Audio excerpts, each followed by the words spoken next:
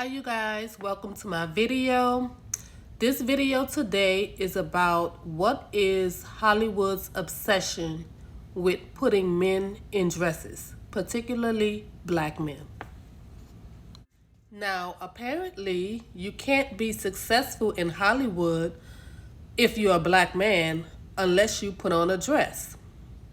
Now, some say this is called the Illuminati humiliation ritual, which means that, in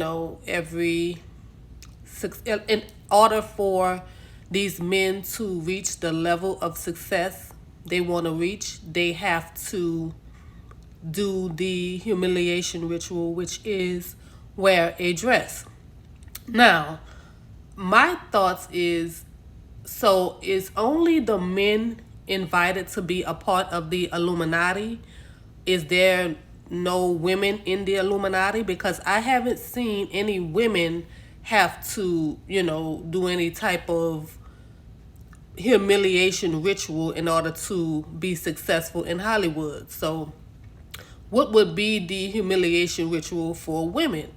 Because I haven't seen any one thing that every successful black woman has done in Hollywood in order to be successful like I do with men. Like, for the most part, every successful black man has worn a dress. Like, I know that making a woman dress up like a man isn't necessarily humiliating. So, you know, you can see a woman dressed up in a suit or dressed up like a man, but that wouldn't be humiliating. You know what I mean? Like, that woman would actually probably feel empowered by that. So, yeah, that's just a thought. Now, I know for a lot of comedians, especially people like Martin and Jamie Foxx and Eddie Murphy, like, dressing up like a woman, it really is part of their comedy because they're so good at it. Like, I think that's really authentically a part of their comedy. But for some people, it's like it just comes out of the blue, and it's like, what's that all about? You know what I mean? In the next clip, we have Dave Chappelle talking about why Hollywood loves to put men in dresses. Chappelle, another great comedian, said that, in the industry, they tried to make him wear a dress. Have you ever? Because I don't feel comfortable wearing a dress. Oh, come on. I see that they put every black man in the movies in a dress at some point in their career. I'll be connecting them down like, wow. I believe that they gave me a raw deal because this fucking industry is a monster. Now, Dave Chappelle is one of the rare celebrities who have refused to wear a dress. And we all know what happened to him in his career. The powers that be went after him. They said that he went crazy and went to Africa and he turned down this deal, this $50 million deal. And, so yeah, Dave Chappelle stayed true to himself. He didn't sell out and they made him look crazy. And he almost lost everything. Just recently he got his career back on track. But they really did try to destroy him. Now, this is LeBron James performing one of his humiliation rituals.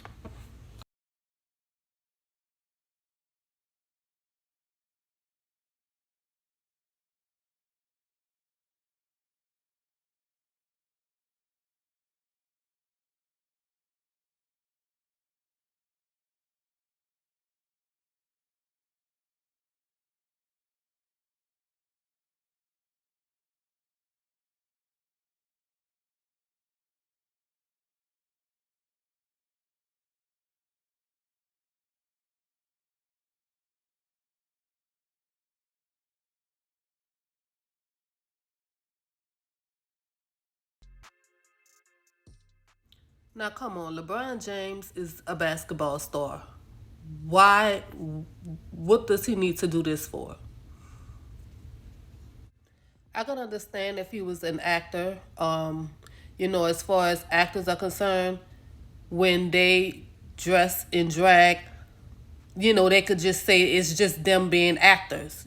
Actors have to be able to tap into whatever they need to tap into and portray that on the screen. That's a part of their job. That's a part of what makes them great actors. So as far as they're concerned, they pretty much get away with it. But it's just that because we see so much of it, it's like there's no way every man in Hollywood, you know, just has this desire to dress in drag and make that a part of their art. Now these men dressing in drag in movies is supposedly a Illuminati ritual. I'm going to read you some things about the Illuminati. The infamous Illuminati secret society represents the pinnacle of power in politics, banking, and news media. But what about the entertainment industry? Do Hollywood elite studios, producers, and celebrities have a secret agenda? Are they part of a covert conspiracy? So, are these celebrities, among as well as others, like producers and people in the media, are they a part of a conspiracy? Are they puppets that are used to influence and control the masses? I personally believe they are. Celebrities are the biggest influencers. Nowadays we have social media influencers, but celebrities were the first and they are the biggest influencers. They are put in front of our faces to influence us to think a certain way, to dress a certain way, to act a certain way, to, believe certain things. Just be like Mike. Remember Michael Jordan's slogan when he was influencing us to buy them Jordans? Everybody wanted to be like Mike. They even had little boys, pumping up the little bubble on the Jordans, thinking that that's gonna make them be able to jump like Mike. So, yeah, celebrities are definitely puppets used by the powers that be to influence us to do whatever it is they want us to do. Most people are followers. They're gonna do whatever's cool in the media, whatever everybody else is doing. Because, we were bred that way through school. Basically, they pretty much taught us how to be followers.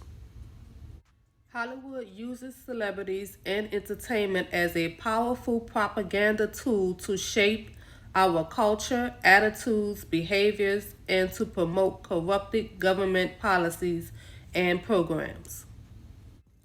We all hear that there are strange and secret spiritual beliefs of the stars that fuel their egos and appetites for fame and wealth, making them perfect puppets for the corporate controllers behind the scenes. Now, Ving Rhymes, I hope I'm not mispronouncing his name, but this man is huge and he's the last person you would expect to see in drag because he's such a macho man, but then you see this other side to him and it's like, wow, but that can be a testament to his acting skills, or is it really, the Illuminati forcing them to do that? Like, it's weird because these men seem to be so good at it. As far as the actors are concerned, I'm not talking about like people like Jaden Smith or whatever. He's just taking a picture with a dress on. And as far as the rappers and stuff like that, they just look goofy. But the actors, they really do get away with it because it's like they do it so flawless, and it's like, it's amazing because they're so funny. So it's like, wow. It's hard to believe that they're being forced to do this when they do it so effortlessly and make it funny.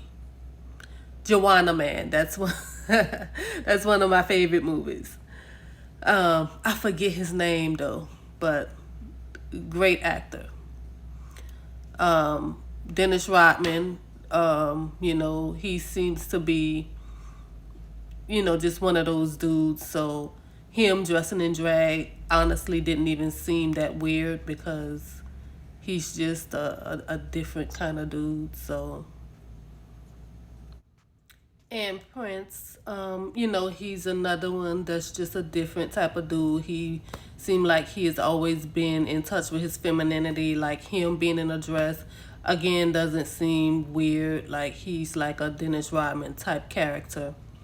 But he can still be a part of the Illuminati. It's just that the humiliation ritual isn't humiliating to him at all, I'm pretty sure, because, yeah, he willingly, you know. Oh, God. So, yeah, y'all, Prince was a wild dude. Rest in peace, King.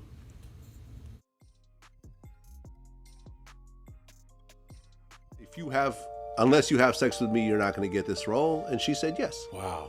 And would she do? Did she refuse everything? It seems like it. Yeah, it seems like it. Yeah. Yeah. Well, you're like, yeah. Well, yeah. And she wouldn't name any names. Right. But it happens. Because when you look at Hollywood, and it's Hollywood, there's a reason for it. And I hear all these stories, and you look at some people that make it, and you go, how the fuck are they getting all this shit? Like literally. And a lot of them are not that great. You're like, how are they getting everything? Sometimes, And you see a lot of talented people, and they're not really, you have that ceiling. You're almost there, but you can't seem to get over that hump. And then if you keep your integrity, it just takes a little longer. It's fine. I'm that dude. I don't have it in my makeup, in my DNA, to have somebody put their finger in my ass. That's just not. They go, dude, listen. All I have to do, let me put my finger in your ass, just let me go like that. Just like that. I'm gonna go just like that. And guess what? You're gonna be the new Iron Man. Come on, just let me, and maybe 3 fingers. I'm the most feared man in Hollywood. They don't like me in Hollywood. Why do they not like you in Hollywood? I don't wear dresses. I don't do that gay stuff on TV. You had to get some other black person to do that stuff. I'm talking, that's gutter. But they all confess they love the Lord. But you cannot compromise yourself if you love the Lord. So I play tough guys, but young kids want to be soldiers. Young kids don't want to follow a guy that wear a dress.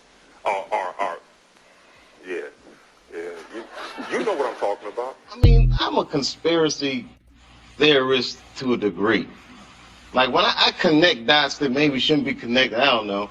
But certain dots, like when I see that they put every black man in the movies in a dress at some point in their career, I'll be connecting that dot like, wow, these brothers gotta wear a dress.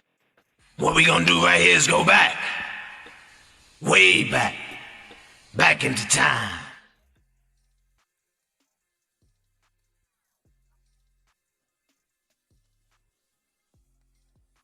And I guess this is a photograph from the first show. Yes. Explain what we're looking at there. And That's a thing I wanted to do, but the NBC censors cut it out. Yeah. And I was standing there. I say, as you can see, and you only see me from the waist, just this part. Right. As you can see, I've given up absolutely nothing to be on television. And they pull back, and you can see I have no genitals. And there you are. Yeah. Richard Pryor dressed up as a woman in the 1986 film JoJo Dancer, Your Life is Calling.